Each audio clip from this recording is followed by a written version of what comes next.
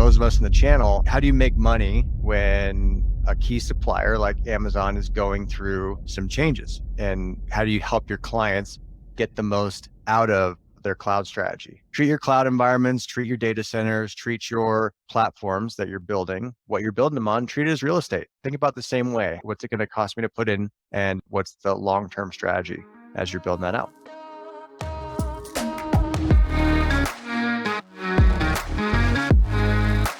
Hey everybody, and welcome to the Incident Report presented by Quest Technology Management. I'm Paul Burke, Director of Technology Communications. Every week, I'm joined by VP of Sales and Partnerships, Adam Burke. The Incident Report brings you conversations with thought leaders, business innovators, and channel mavericks to help you stay productive and agile in a changing technology landscape. Hey everybody, and welcome back to the Incident Report. This is episode 43. We're here every week talking about news we think you need to know, things that are happening in the channel. I don't do this alone. My co-host across from me, Adam Burke. How are you doing? Good, Paul. Excited to be here on our 43rd episode. Got some great topics to go over today. I'm excited about it. It's kicking off the playoffs for NFL. Like, winter is slowly not retreating. It's January. January is just such a fun month for so many reasons. It's a fresh slate. It's a chance to be a brand new us, 2023. 2022, that version of us is gone in the past. Always forward, Adam. Starting another year, fresh slate. Everyone's back to work, it seems like. We kind of became a little French in our December slowdown in the labor market, people slowing down on doing things. Certain large vendors take the entire month off, that kind of thing. But it's good to be back at work. Good to see things moving. A lot of good stories out there, and we wanted to dive into a couple today. So, any other small talk that we should be doing right now? Paul, not that off the top of my head, nothing too witty or deep for the group here. Just there's a lot of concern out there that things are slowing down, and a little rant here, around fear, uncertainty, and doubt. Our first story we jump into here is, AWS is kind of seeing some slowdown on spending. Everyone's talking about the different layoffs and the reduction in force across a lot of different large vendors. Satya Nadella was interviewed in India last week or the week prior and talked about the next 2 years being significantly difficult for Microsoft, significantly challenging, I believe is the word he used. So there's a lot of fear, uncertainty, and doubt out there. So I enjoy studying history, and one of the things that are common throughout history are ancient battles. And on these ancient battlefields, people would get the most casualties produced, not necessarily in the front-on confrontation, but when one side broke. And when one side broke, fear and terror and panic would set in, and that's when typically armies got slaughtered. So the Mongols were fantastic at this. There's an excellent podcast by Dan Carlin called Wrath of the Khans that I'm listening to again. The Mongols were fantastic at doing this. They'd do a feint, they'd lure their adversaries in, get them stretched, and then overwhelm them with some pretty cool and brutal attacks. And then they rout the army as they fled, and they broke ranks. The Greeks had a mythology and they're a polytheistic religion, and so they had the gods of fear and chaos and dread, Phobos and Deimos. Phobos is their god of panic and fear, and they would say that, like in the Iliad, the Phobos would rout through the army and everyone would panic and break ranks. That's when you get slaughtered. So when you freak out, when fear takes over, that's when you got to make sure you have your discipline. You're not going to rise to the moment. You're not going to be some kind of hero in these types of scenarios. You're going to fall to your training. That's always what we want to be talking about with folks, is train yourself for those moments when fear, uncertainty, and doubt is going to set in. I think right now we're seeing that. I'm enjoying the history lesson, Adam. I knew a little bit about the Mongol stuff you're talking, but once you got to Greeks, and I'm like, this is new to me. One could say this is Greek to me. Rim shot, please. Thank you very much. Fantastic. Well, so the fear, uncertainty, and doubt, that's the way we kind of say it in common language now. It used to happen, they created gods and polytheism back then to explain that phenomenon. But when you freak out, you make stupid decisions and you can get slaughtered. So there might be a recession coming up. There might be some things coming up. We've seen huge reductions in force. A lot of people in the technology industry, they just are taking out huge chunks of their workforce right now, which I think is kind of foolish if you look at the numbers of people that they hired versus how many after the pandemic they're now removing. AWS, I believe, is employing over 1.6 million people, and they announced layoffs of about 18,000, which If that was 18,000 people, that's a pretty significant day. But in the totality of it, people are kind of hyping up the numbers there a little bit because 1.6 million people, 18,000 isn't a ton when you compare it to that massive spike that they had in the last 2 years of over 800,000 people getting hired. I've read a handful of articles today that insist that the 18,000 people laid off will affect AWS's ability to function. There's a lot of uncertainty right now in that space. While there's a lot of fear, uncertainty, and doubt within the technology space, do you think some of the fear, uncertainty, and doubt is stimulated by the medium? For instance, I was reading a piece by Motley Fool today, and it was saying, hey, this is why we think the stock price is going to drop. This is why we think AWS is going to suffer. And I just wonder if the news stories in the articles and everything generated to fill that 24-hour news cycle just intensifies the fear, uncertainty, and doubt. Yeah, I think it's really important when you're looking at these things because you hear people talk about AWS, and when you hear them talking about, like you just mentioned, the Motley Fool. So the article we're talking about is, and we'll put it in the show notes like we always do, is on Channel Futures. Paul, you want to introduce it real quick? Because really, Sure. you got to understand who's talking about it. The Motley Fool, they're typically speaking to the investor class, right? What's the investment? What's the upside? What's the stock price going to be on this organization? Now, that's affected by tons of different inputs, right? That's cost of money, valuation, multiples, all sorts of different things.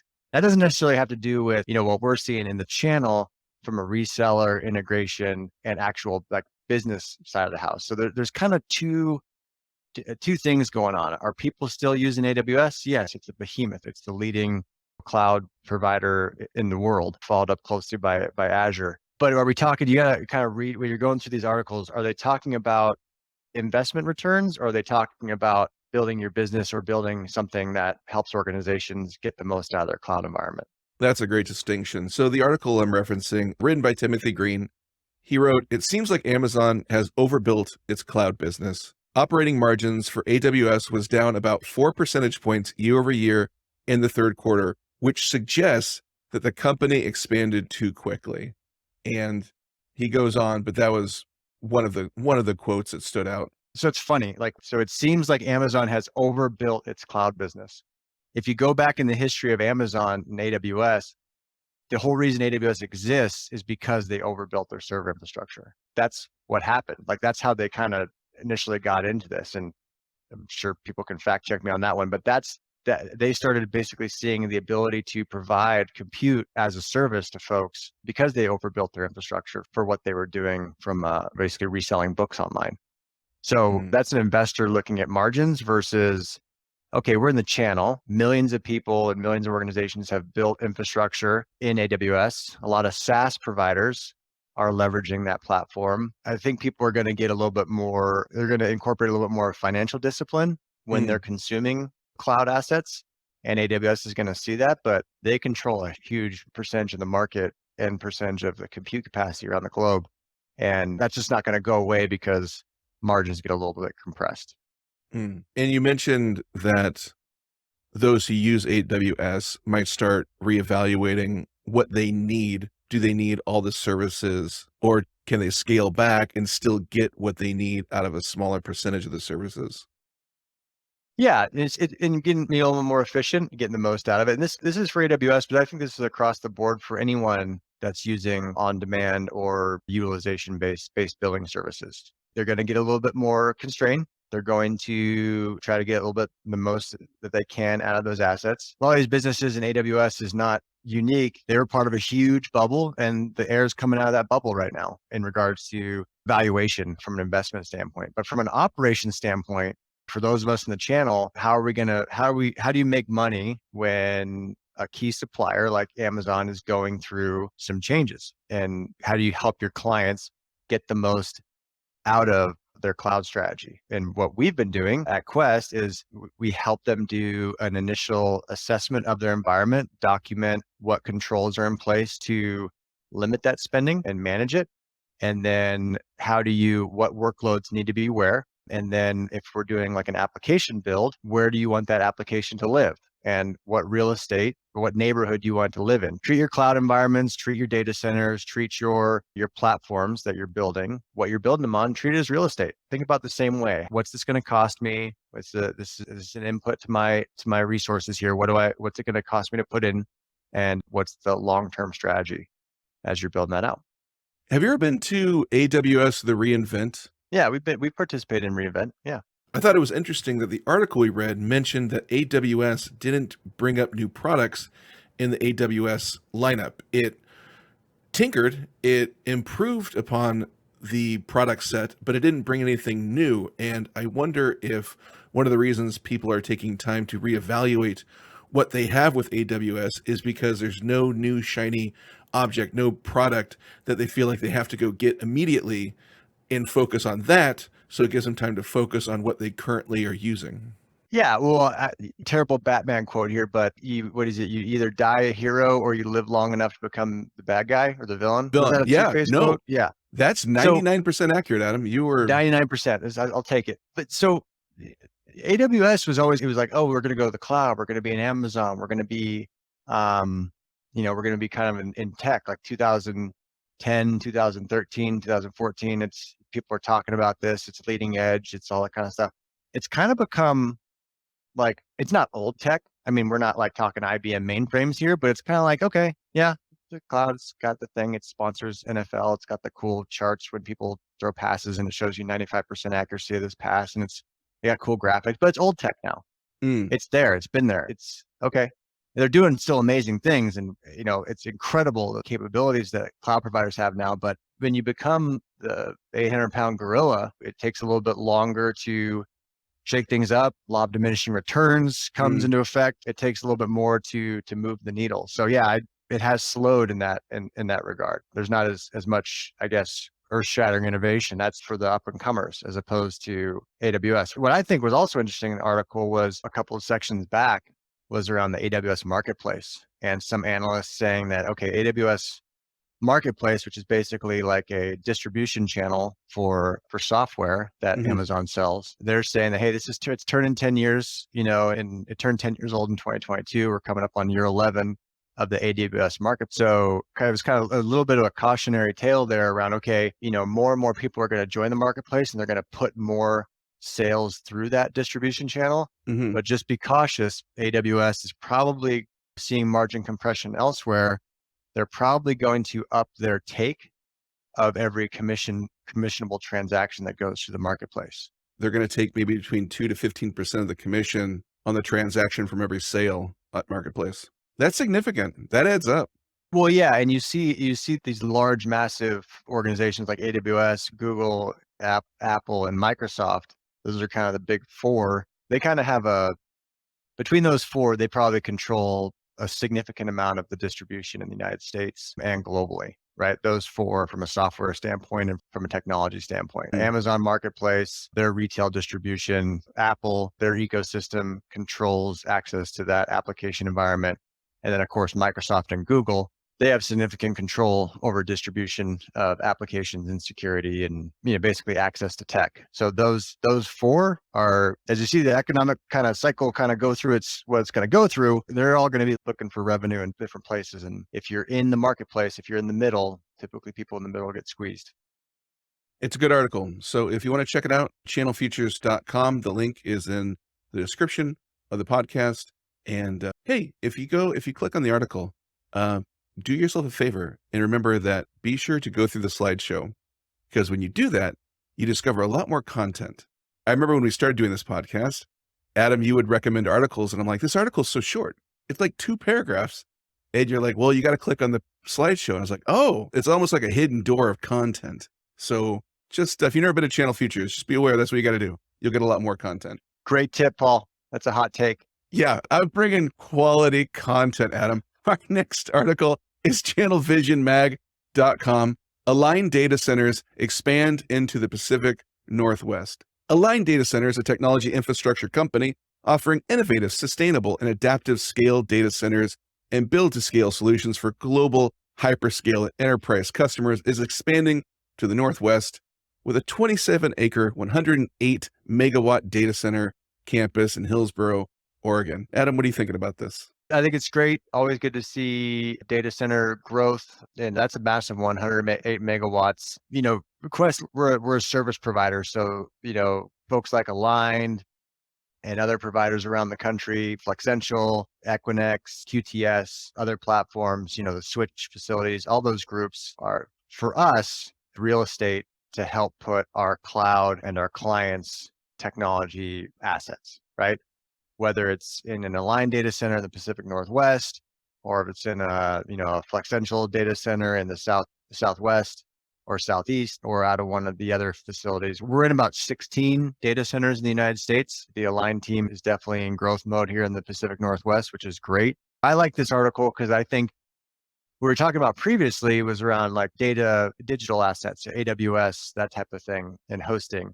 But there's still huge requirements and people needing help with physical assets, with their physical IT infrastructure, helping with that layer 1, layer 2, layer 3, the compute resources, the power requirements, the structured cabling, getting those data centers, built out appropriately, and then fill in the racks with equipment, route switch, and compute. Still a lot of consumption there. Still a lot of what people would consider on-premise or private data center cloud hosting. And we do a lot. We're seeing people continue to ask for help there. And I think a unique thing in helping organizations in the channel is putting together and using partners like the folks at Align and other data center partners. That's one building block that helps support the framework of IT services for the country. It's exciting to see people investing more into that framework. And, it gives us candidly more options to leverage when we're working with partners and helping them deliver virtual desktops or backup and disaster recovery services in region. You get a great data center partner to work with. That's a foundational building block. And then you can layer on all sorts of things all the way up to, the applications that we were just talking about. Nice. Again, if you want to check out the article, it's in the description. Finally, Adam, thank goodness there's another as a service available for people. I feel like it's been months since a new as a service was being created. So this is from venturebeat.com. AI as a service is now a reality for organizations that now require continuous AI experimentation and test machine learning algorithms on several cloud platforms simultaneously. Processing data through such methods need massive upfront costs, which is why businesses are now turning towards AI as a service, third-party solutions that provide ready-to-use platforms. Research and markets estimated that the global market for AI as a service is expected to grow by around 11.6 billion by 2024. AI as a service allows companies to access AI software from a third-party vendor rather than hiring a team of experts to develop it in-house, which can save money. It makes a lot of great points too, that one of the problems is maintenance. And we always talk about this, like updating, patching. That's a significant issue. Yeah, this is pretty cool stuff. And I'm definitely well over my skis. I'd love to bring on an expert in some of this AI and some of this native language and things that they're using it for. But it's definitely a growth area. It feels like this is kind of the next wave. We're just at the beginning of it. So like something that's really spiking up, the article talks about it.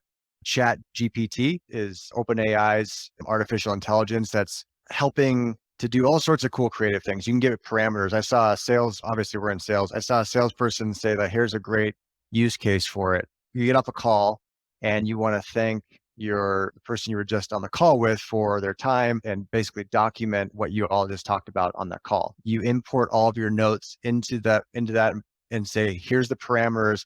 I want you to generate an email thanking all the participants in the call. Here are all my notes. Please summarize it and send it in a semi-professional with reasonable levity to all people. And it creates an artificial message that you can then send out without even have to draft the email. So wow, that's amazing. That's clever. That's a cool way to use it from a sales perspective, but like that's kind of a meathead version of like, hey, this is really great. What you were talking about, like in the patching, security, this artificial intelligence, it has access to all the information. So think like Skynet from when you and I watched like Terminator 2 back in the day. It has access to all the information, everything that's ever been written at any time and all language, and can take that and help you craft messaging, can help you craft security and policies around like, hey, if this happens, this is the next step based on all of its other prior research. So this is going to be another wave. I think we're really early at it. It gets exciting for us in our application development and our integration services for folks. So for us, we're looking forward to inviting a couple folks on to talk about their experience in this world and really kind of get into the technical aspects of it. But the machine learning, robotics, and everything that's available here is pretty exciting coming up. Out over our skis is a perfect way to frame reading this. I understood a little bit. I didn't understand all of it. Well, we use it all the time. We use it all the time. We don't know, like all the chatbots. Everyone just got done with Christmas, right? And everyone got some good gifts, and some people got some not so good gifts. And when you're returning that to Amazon, or you're going back to Target or whatever, and you're saying, "Hey, I'd like to scan this back in and return it," you're not actually talking to a person. You're talking to a chatbot that has some basic AI tied into it, where it's generating responses and kind of helping you through your next steps. So yeah, if you thought you were making a friend over a chatbot, guys, you just made friends with a computer. So sorry to spoil that new friendship that's blossoming. It would be great to bring somebody on to talk more about this, because it is interesting. And they do mention, and you mentioned it too, about the data sets. Some companies that use AI as a service don't have the data sets they need, but AI as a service can provide data. That's another really interesting way of getting their models and training to function correctly. These tools are now powerful enough that if you can plug in the appropriate data sets and you have your data classified in a certain way, it can find those trends that maybe we don't find on our own, right? So it can help you find trends. It can help you automate what you're doing. It can help you make recommendations for incremental changes and, hey, say it this way, or communicate it with, this type of language, or, it can kind of give you that feedback to improve. And the longer it's running, the greater the outcome it could produce. So definitely the world of sci-fi, but it's exciting to see what's going to happen next. Yeah, check it out. Read the article. I think everybody listening, you'll enjoy it as well. So Adam, hey, thanks for jumping on and talking today. Really interesting stories. Anything exciting this week going on for you? I'm listening to Dan Carlin, Wrath of the Cons. I'm loving that podcast. Dan Carlin, Wrath of the Cons. That's a really good one. Really good one. Dan Carlin's the man as far as telling a good section of history for sure. Have you read the book Blood Meridian? Yes. By Cormac McCarthy? Yeah. Yeah, I'm reading it right now. Yes. That is an intense book. Well, he's the guy who wrote The Road. And he's the guy, he also wrote A No Country for Old Men. So this guy's mind is dark. Dude is dark. Which part of Blood Meridian are you on right now? I'm very early on. So he's in Mexico right now. Okay. Yeah. All right. So pretty early on. Okay. When he meets the captain and a few other people, it gets colorful. So okay. Yeah. Enjoy that one. That's a pleasant, happy consciousness read. Oh, well, good thing I'm doing it right before bed every night. Excellent. Right on. Well, hey, everybody. This is the Incident Report. Thanks for joining us. And Adam, thank you for joining me. Thanks, everyone. Have a great week. We'll talk next week.